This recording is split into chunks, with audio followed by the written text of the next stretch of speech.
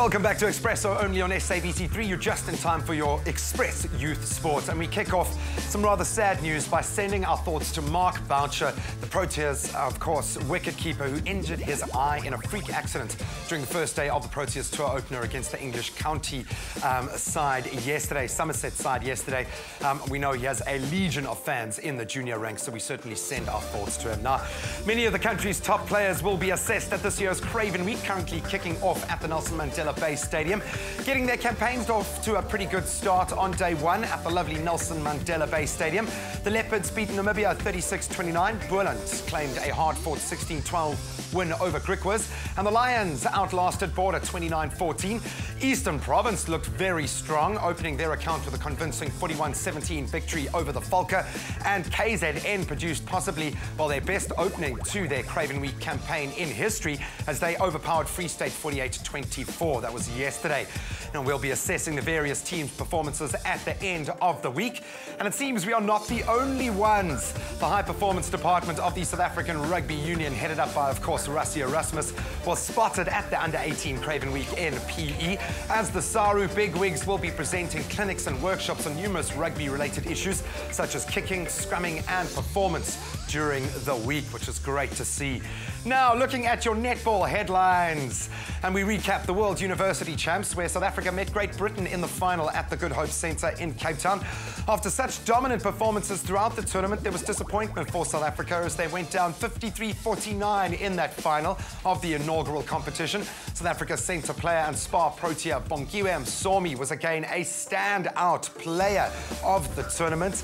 Of course, some of those players in action at the opening test against Northern Ireland yesterday. South Africa winning that encounter 61-37. Well done, girls. Bongiwe was again shining on the court, coming on at the end of the first quarter. Likewise, player of the match, Amanda Mainhart, and goal shooter, Krishna Buerta, who achieved 80% success, scoring 41 goals from 51 attempts.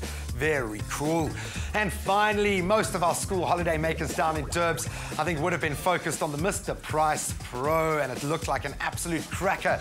Defending champion Nathaniel Curran proved a standout throughout the week, revealing the depth of the surfing repertoire with a combination of airs, barrels and carves, but suffered a disappointing defeat in the final, losing priority and ultimately gifting the Australian-born Irishman the champion. And Curran had to say he's been struggling for a year and a half, so he was stoked to make the final. An awesome contest.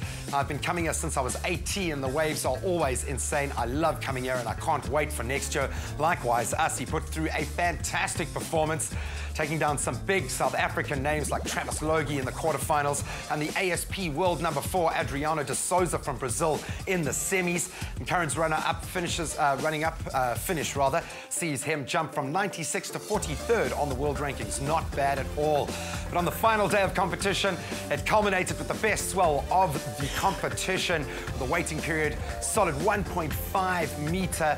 Offshore conditions were great as well. An idyllic competition setting for that final day, and Hall came out tops. He held his composure throughout the 35-minute final, opening with an excellent 8.33 out of 10, waiting until the final minute to regain his priority and earning more than the required score to snatch the win from Curran with his 6.67 backup ride, winning the heat by 15 points to 13.67.